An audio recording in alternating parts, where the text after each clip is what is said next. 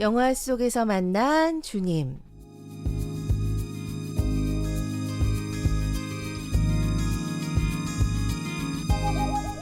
한 편의 영화를 주님의 세계관으로 해석하고 나아가 그리스도인으로서 우린 어떻게 반응하고 대응하며 이 시대를 살지 함께 고민하는 시간입니다.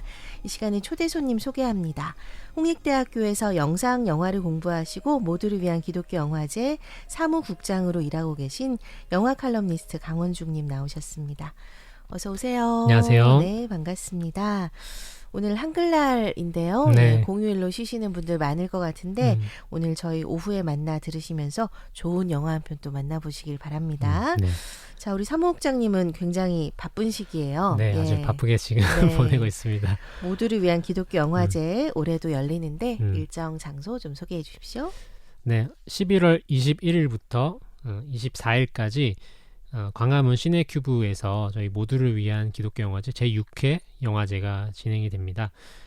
저희 영화제는 교회 밖에 있는 분들께는 우리 기독교가 이렇게 닫혀있는 종교가 아니다라는 것들을 잘 보여주는 역할을 하기도 하고, 또 교회 안에 있는 우리 성도들께는 우리 기독교인 그리스도인들이 이러한 관심들을 가지고 살아가야 하지 않을까라는 것들을 영화라는 예술을 통해서 이렇게 소개하는 영화제인데요.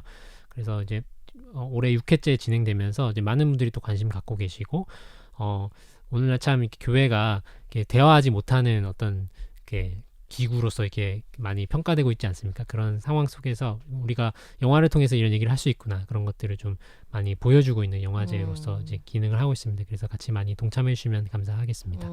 많이 또 영화제 봐주시고 지금 후원하실 분들 찾고 계시다고요? 네, 맞습니다. 저희 카카오 채널에서 모두를 위한 기독교 영화제를 검색하시면 저희가 매주 소식을 드리고 있고요. 거기에 이제 후원에 관련된 안내도 자세하게 나와 있습니다. 후원을 해주시면 저희가 당연히 영화 이렇게 초대권으로 좀 초대를 드리게 되고요. 또 여러 가지 굿즈나 어떤 선물들을 많이 챙겨드리기도 하니까요. 함께 해주시면 좋겠고, 또 특별히 또 협찬도 많이 받고 있습니다. 저희 개막식에 이렇게 초대되는 손님들께 뭐 음료라든지 간식이라는 건지 이런 것들을 제공해드리는데, 관련된 업체를 운영하시는 분들이 계시다면 홍보하는 차원에서도 그런 협찬들을 해주시면 저희 영화제를 통해서 또 기업의 어떤 물건들을 홍보해 줄 수 있는 그런 기회로 삼으셔도 좋을 것 같습니다. 그리고 또 좋은 영화제를 또 후원한다는, 지원한다는 그런 또 마음도 같이 가져가실 수 있겠죠. 네. 자, 영화제 잘 되시기를 바라면서 자, 오늘 영화 소개해 주십시오. 어떤 제목입니까? 네, 오늘은 좀 따뜻하고 아름다운 성장 영화 한 편을 소개해 드릴까 하는데요. 클레오의 세계라고 하는 영화 만나보도록 하겠습니다. 네. 이 영화는 프랑스에서 2023년에 제작된 영화이고요. 네. 어머니를 일찍 여의고 유색인 보모 글로리아와 함께 살아가던 6살 소녀 클레오에게 일어나는 일을 그린 영화입니다. 76회 칸 영화제 비평가 주간 출품작으로 작품성을 인정을 받은 작품이고요. 클레오의 세계 함께 만나보도록 하겠습니다. 클레오의 세계 소개합니다. 프랑스 영화니까 프랑스 감독일 것 같은데 네네. 감독 소개 좀 해주세요. 네, 이름이 아주 길고 어려운데요. 마리 아마추켈리 바르사크라는 이름의 감독입니다. 역대급인데요. 네. 네. 1979년 프랑스 태생이고 조지아계 프랑스인 여성 영화 감독이고요. 그래요? 이 라페미스라고 하는 프랑스 국립영화학교, 아주 유명한 영화학교인데 여기를 이렇게 졸업을 하였습니다. 파티걸이라고 하는 작품으로 2014년 칸 영화제 황금 카메라상을 수상을 했는데요. 네. 이 파티걸이라는 영화가 3명의 이제 친구들이 같이 공동 감독을 했는데, 클레그 비르게, 사무엘 티니스라고 하는 이 감독들과 공동 감독으로 작업을 하였고 아주 좋은 평가를 받은 작품입니다. 그리고 오늘 소개해드리는 이 클레오의 세계는 이제 혼자서 연출을 한 첫 장편 작품이고, 이 영화로도 또 이제 23년 76회 칸 영화제 비평가 주간에 출품이 되면서 아주 작품적인 평가를 많이 좋게 받았고요. 이 어릴 적 실제로 자신을 보살펴주던 어른이 있었는데 그 어른에 대한 기억을 떠올리면서 만든 영화라고 합니다. 그렇군요. 네. 그리고 이제 배역으로 출연하는 배우들이 상당히 또 연기가 참 좋은데요. 인상적이에요. 네. 아주 어린 아이가 나오죠. 클레오 역으로 등장하는 이 어린 배우의 이름은 루이스 모르나 팡자니라고 하는 어린 아이입니다. 연기 경험이 전무한 네. 일반 어린이를 캐스팅을 했는데요. 영화 캐스팅을 담당하는 캐스팅 매니저가 놀이터에 앉아서 이 어린이들을 관찰을 했다고 합니다. 어떤 아이가 좋을까 이렇게 음. 고르려고 앉아 있었는데 어떤 이제 머리가 곱슬곱슬한 아이가 동생과 함께 놀고 있는데 너무 다양한 표정을 짓고 있는 것을 보면서 이 아이구나라고 하면서 캐스팅을 했다고 합니다. 어허. 네, 캐스팅 매니저가 그렇게 이제 아이를 데려왔는데 네. 감독은 오디션을 보면서 좋긴 한데 그래도 연기 경험이 없어서 괜찮을지 모르겠다 이런 이제 우려를 표현을 했는데 바로 이제 그 오디션 상황에 글로리아 역을 맡은 일사 모레노 제고 그 배우가 같이 있었다고 해요. 그래서 이 보모 역할을 맡은 배우가 이 아이와 꼭 촬영을 하는 게 좋겠다. 바로 이 아이다라고 이제 강력하게 주장하면서 캐스팅이 성사가 되었고 이 일사 모레노 제고 배우는 실제로 배우로 활동하기 전에 아이들을 돌보는 돌봄 노동의 동사를 했던 사람이기도 하고요. 그리고 이 글로리아가 또 카보베르데라고 하는 섬나라 출신인데 실제로 이 섬나라에서 출신한 배우라고 합니다. 카보베르데라는 곳이 실제 있는 곳이군요. 네, 맞습니다. 저는 이제 잘 모르고 영화를 음. 보다 보니까 여기가 저희 그 선교사님이 오시기도 했는데 네네. 바오밥 나무가 있는 거기 어디죠? 마다가스카르. 네네. 마다가스카르 같이 그려져서 그곳인가 했는데 실제로 있는 그런 예, 섬이군요. 사람들이 잘 모르는 아주 이제 멀리 있는 나라여서. 그렇군요. 네. 알겠습니다. 오늘은 영화 클레오의 세계 소개합니다. 줄거리 제가 전해드릴게요.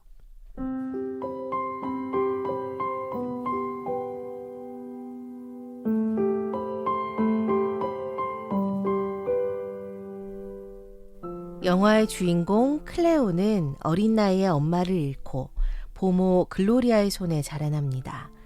그러다 어느 날 글로리아는 고향에 있는 어머니가 사망했다는 전화를 받고 클레오와 갑작스레 이별을 하게 되는데요. 클레오는 글로리아를 그리워하다 결국 아빠를 졸라 그녀의 고향을 찾게 됩니다. 섬에서 만난 글로리아는 클레오를 딸처럼 보살피고 클레오도 점점 이곳에서의 일상에 평온함을 느끼게 되는데 그때 클레오를 위협하는 존재가 등장합니다. 글로리아의 사랑을 독차지하고 싶은 클레오, 그런 클레오를 사랑으로 보듬어주는 글로리아. 두 사람은 어떤 결말을 맞게 될까요? 돌봄과 성장에 대해 고찰하는 영화 클레오의 세계였습니다.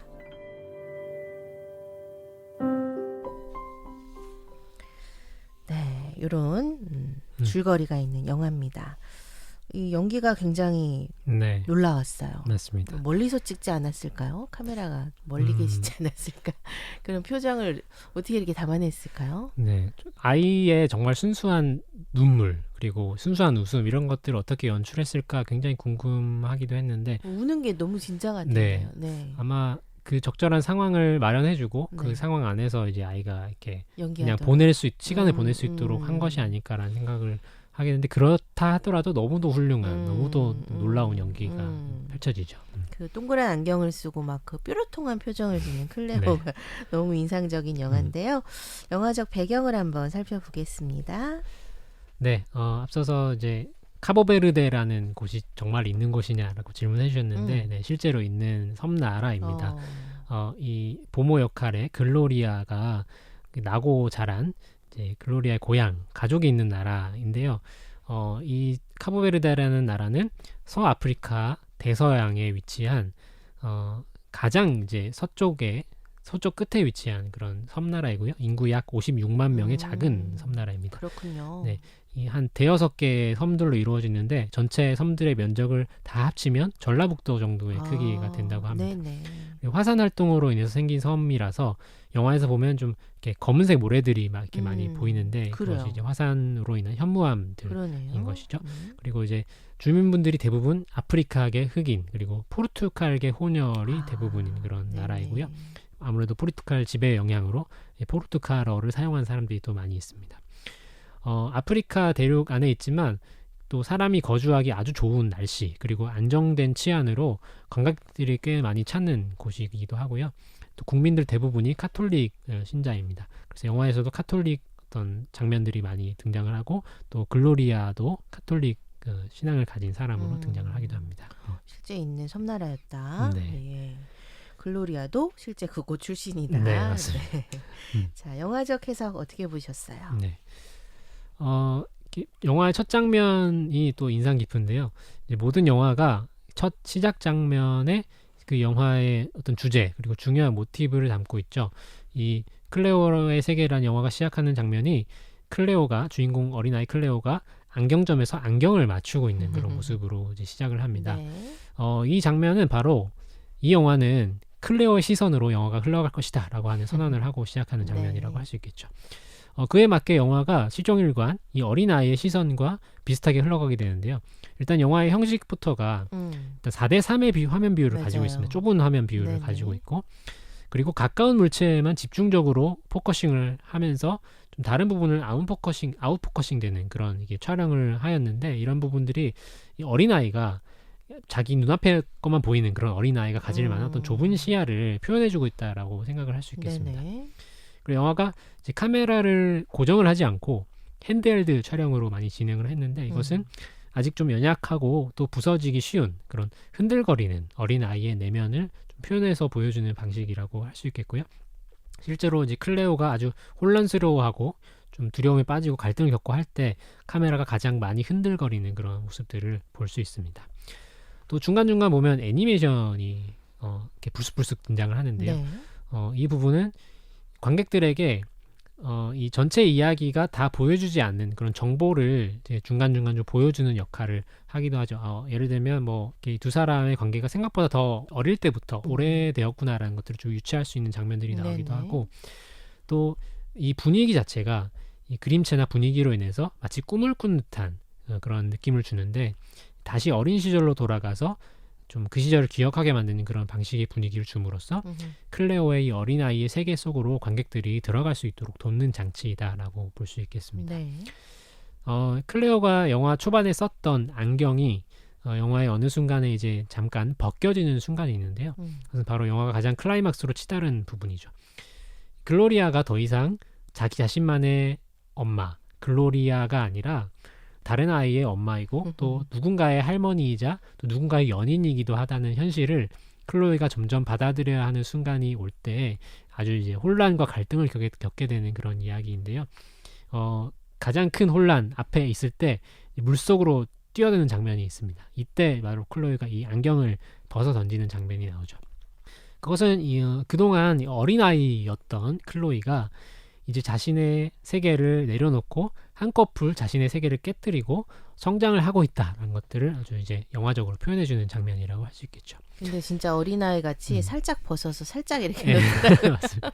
이렇게, 어른 같으면 획 집어던지고 뛰어들었을 신발과 텐데 같이 이렇게 다소곳이 가지런히 내려놓고 놓고 이게 뛰어들죠. 네. 그래요. 근데 이 장면 너무 깜짝 놀랐어요. 네, 예. 무슨 사고가 일어나지 않을까 네, 조마조마하게 네. 만드는 장면이죠. 그 후에 이제 애니메이션으로 그 광경을 처리해서 네. 좋았거든요. 맞습니다. 뛰어드는 장면이 좀 너무 철렁했을 네. 것 같은데 좀 애니메이션으로 이렇게 좀 고래도 만나고 이렇게 좀 네. 동화를 표현해서 좋았는데 거기서 이제 끝나는 줄 알고 저는 그러니까요. 영화 그 예. 재생 버튼을 눌렀습니다. 세상에 끝났나 싶어가지고 네네. 네. 너무 클라이막스였어요 네, 진짜. 네. 그 애니메이션을 그 장면에 배치한 것이 또 너무 더 영리하고 결정적이었어요. 대단한 네. 연출이다라는 생각이 드는데 만약에 그러네요. 애니메이션이 없었다면 뭔가 바로 다음 장면으로 이어져야 되는데 어떤 결말로 이어지더라도 그 순간에 어떤 유보가 있어야 이것이 좀 더 극적으로 다가온다라는 점에서 그 애니메이션이 그 상황에 들어간 것이 아주 좀 탁월한 또 방식이었다는 네. 생각을 하게 됩니다. 그 장면 때문에 저는 감독의 그 의도를 오해할 뻔했습니다. 이 영화 이렇게 끝나는구나. 네네. 보글보글 네. 수중으로 가라앉는 이게 모습인 이렇게 거죠. 비극적으로 끝나는구나 이렇게 네. 될 뻔했는데 아니었어요. 정말 슬픈 영화가 될 수 있겠죠. 다행이었습니다. 네. 네. 그렇게 슬픈 영화는 아니고요. 네네. 따뜻한 영화입니다. 맞습니다. 영화가 이렇게 기본적으로 클레오가 성장하는 이야기를 그리고 있지만 한편 또 그녀를 돌보고 사랑하는 글로리아라고 하는 보모 이 인물도 우리가 사실은 깊게 들여다봐야 될 존재로 등장을 합니다. 사실 이 클레오의 세계라고 하는 영화의 제목이 한국어로 번역되면서 붙여진 제목이고요. 영화의 원제는 클레오가 아니라 글로리아의 이름을 들어가는 제목입니다. 바로 아마 글로리아라고 하는 제목인데요. 여기서 이 아마라고 하는 것은 안녕이라는 뜻이기도 하고 또 엄마라는 뜻, 굉장히 중의적인 의미를 그러네요. 가지고 있습니다. 그래서 뭐 어떻게 이해해도 좋은 그런 중의적인 단어를 또 제목에 사용을 했습니다. 아마 그래요. 글로리아라는 제목인데요. 영화가 이제 클로이가 글로리아를 좀 부분적으로 어린아이로서 부분적으로 이해를 하다가 점점 더 이 한 사람 어떤 총체적인 인격으로서 이해를 하게 되는 과정인 것처럼 관객인 우리도 이 글로리아를 점점 입체적으로 이해해가는 과정이 바로 영화를 통해서 그려지는데요. 처음 장면에서는 다른 나라에서 와서 외국인 돌봄 노동자로서 살아가는 글로리아라고 하는 여성을 우리는 표면적인 이미지로 보게 되지만 점차 그의 세계를 이렇게 만나게 되는 과정으로 영화가 이어집니다. 처음에 글로리아가 놀이터에서 놀고 있는 아이들을 기다리는 여러 유색인 부모들 중에 한 사람으로서 이렇게 그려지는데 인격성이 배제되고 그냥 타자화된 어떤 존재로서 그려지기 시작하다가 역할만 있는 거죠. 맞습니다. 네. 점점 이 사람도 가족이 있었구나. 그리고 돌아가신 엄마를 위해서 장례를 치르러 고향으로 돌아가야 하는 사람이구나. 그리고 돌봐야 될 원래 자식들이 있고 관광사업을 펼치기 위해서 호텔을 짓고 있는 건물주이구나라고 하는 충격적인 사실을 진짜 점점 충격적이었어요. 영화를 통해서 알게 되죠. 이렇게 관객은 이 클레오의 눈을 통해서 이 클레오의 세계뿐만 아니라 글로리아라고 하는 세계를 더 점점 깊게 입체적으로 이해하게 되는 과정을 경험하게 되는데 먼 외딴 섬나라에서 온 존재였지만 한 인격으로서 그리고 아름답고 풍성한 이야기를 가진 한 사람의 사람으로서 다시 우리가 글로리아를 바라보게 되는 과정이 바로 영화의 과정이다라고 볼 수 있을 것 같습니다.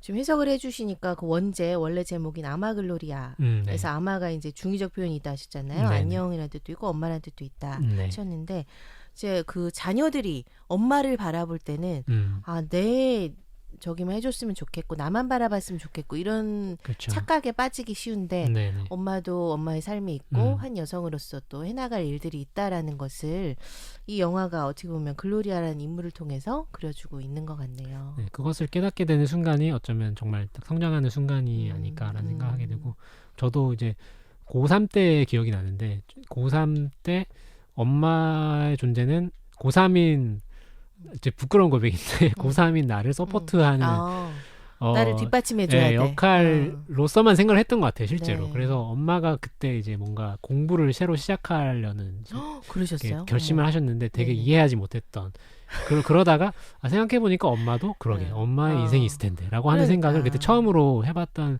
것이 기억이 나면서 그때 내가 좀 그때에서 내가 성장했구나라는 생각도 하게 됩니다. 그러니까 어린이를 어른으로 성장하게 하기 위해서는 여기 뭐 아빠라는 존재가 안 그려져서 안타깝지만은 네. 엄마의 진짜 그 헌신 네. 이 아이를 가까이 두고 정말 일거수일투족을 이렇게 케어해주는 그 엄마의 헌신이 있잖아요. 네. 그거를 이제 다 크면 헌신짝처럼 내버리고 이제 우리 다 그렇죠. 잊게 되는데 이 엄마의 엄청난 희생이 있었다는 거를 이 글로리아라는 인물을 통해서도 알 수 있는 거예요. 사실은 이제 돈을 받고 일하는 보모인데요. 마음으로 사랑으로 이렇게 대하잖아요. 거의 뭐 친자식처럼 대하죠. 네. 너무 감동적이었어요. 네. 두 이런 사람의 분이 없을 것 관계가 같아요. 네. 너무 이렇게 지켜만 봐도 너무 가슴 따뜻해지는 그런 장면들이 많이 나옵니다. 그러니까 실제로 이런 유럽권에서 그 보모 역할을 맡는 그 제3세계 유색 그 보모들이 많다고 합니다. 네, 그렇죠. 그래서 그분들의 삶을 어떻게 보면 글로리아라는 인물을 통해서 좀 조금 보여주고 있다는 측면에서 좋은 것 같아요. 네, 맞습니다. 사랑으로 아이를 돌보는 저희가 그 여름 특집으로 방학에 대한 얘기를 했던 적이 있잖아요. 근데 이 영화도 또 방학에 대한 이야기인 것 같아요. 그러네요. 방학을 통해 성장하는 이야기. 마지막에 그 어른이 되어서 돌아갔을 것만 같은 클레어의 이야기. 아주 쿨하게 떠나는 그러면서 오히려 글로리아가 눈물을 쏟는 그런 장면이 나오죠. 그래서 저는 거기서 막 뭉클했거든요. 네네. 글로리아가 그동안은 감정을 별로 표현하지 않고 그냥 다정하게 클레오를 대하다가 마지막엔 진짜 아쉬움의 눈물을 딸을 보내는 것 같은 그런 눈물 흘리잖아요. 그 장면을 가장 뭉클하게 보시는 관객분들 많이 계셨던 것 같아요. 특히 이제 어린아이를 키우셨던 관객분들은 아이가 이제 아주 엄마에게 의존하다가 어느 순간 커서 뭔가 자기 주체적으로 삶을 살아가기 시작할 때 그렇게 서운할 수 없었다 이런 얘기를 하기도 하고 또 이 장면을 이제 이 어린아이의 순수한 어떤 눈물이 그 전에는 계속 이제 클로이의 표정을 통해서만 드러나다가 마지막에 이 글로리아에게 전이 되어서 글로리아에게도 이러한 아픔과 슬픔이 분명히 있었다라는 것을 마지막에 쏟아내듯이 표현하는 장면이라고도 해석을 할 수도 있을 것 같습니다. 맞습니다. 소위 이제 첫째, 뭐 둘째, 셋째 이렇게 아이가 태어나면 동생을 네가 돌봐야 돼 이런 이제 얘기를 엄마 아빠들은 많이 하는데 네. 사실 이해하기 어렵죠. 그렇죠. 내가 최고인데 내가 왜 저 어린아이를 돌봐야 되나. 그 영화에서도 막 클레오가 아기가 막 죽었으면 좋겠다 이런 표현을 하는데 네. 실제 그게 아이들의 마음이에요. 너무 솔직하고 네. 또 귀엽고 순수한 네. 말이었던 것 같습니다. 네, 내가 주목받았으면 좋겠는데 저 아이가 태어나서 네. 모든 그 신경이 걸리기로 가게 되는 얼마나 맞습니다. 충격적입니까? 아우, 이해가 됐어요. 자, 이 영화 오늘 이 어린아이의 순수함을 좀 찾게 되는 영화이기도 한데 네. 이 영화 속에서는 어떤 주님의 형상 만나볼 수 있을까요? 네, 이 클레오의 세계라는 영화가 지난 9월까지 이제 모두를 위한 기독교 영화제가 진행한 다문화 영화 상영회에서 진행한 영화들 중에 하나인데요. 좀 우리 사회의 중요한 현실로 다가온 다문화 가정, 다문화 이웃들과의 어떤 공존의 문제를 영화를 통해서 우리가 함께 생각해보자라는 시간으로 마련된 상영회를 하던 중에 네. 이제 상영했던 영화입니다. 점점 더 많은 비율로 우리의 이웃이 되어가고 있는 다른 문화권에서 이주민들에 대한 다양한 시각이 오늘날 우리가 존재하는데요. 상황이 참 이렇게 아주 급격하게 바뀌어가고 있습니다. 그럼에도 불구하고 우리 사회에 필요한 만큼의 논의나 고민이 좀 별로 보이지 않는다는 사실이 좀 안타깝게 다가오기도 하는데요.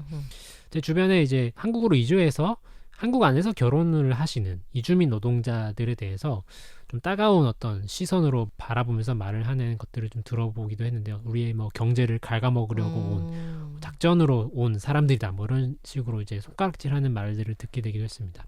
그렇게 쉽게 얘기할 수 있는 문제가 아니라고 생각을 하게 되는데요.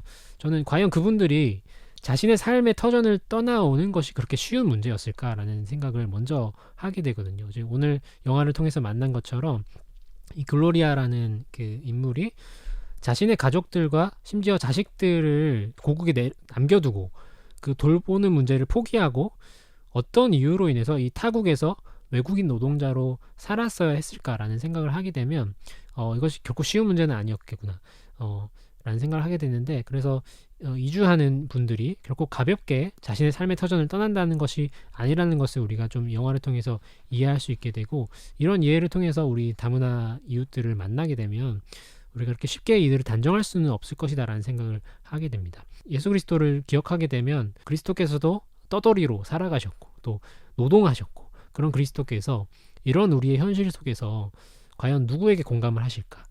우리 그리스도인을 한번 생각해보면 좋겠다라는 생각을 하게 되었습니다. 그래서 영화를 통해서 우리 곁에 찾아온 또 이주민 노동자들, 이주민 이웃들에 대해서 우리가 새로운 시각을 갖게 되는 그런 계기가 되었으면 하는 영화다라고 소개해드리고 싶습니다.